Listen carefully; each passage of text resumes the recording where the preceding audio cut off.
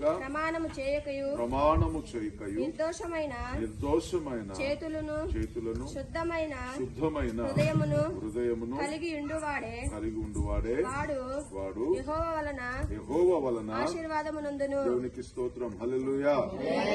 వారు యెహోవా వలన ఆశీర్వాదము నందును.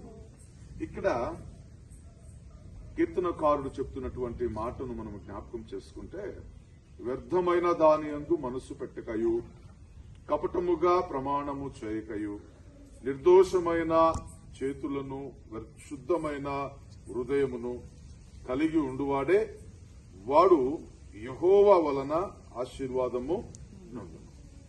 ఈ లోకంలో మనం పుట్టినది మొదలుకొని మన వయసు దాదాపుగా ఇక్కడన్నా 50 సంవత్సరాలు ఉండొచ్చు. కానీ యవనస్తురాలు కోటమ్మ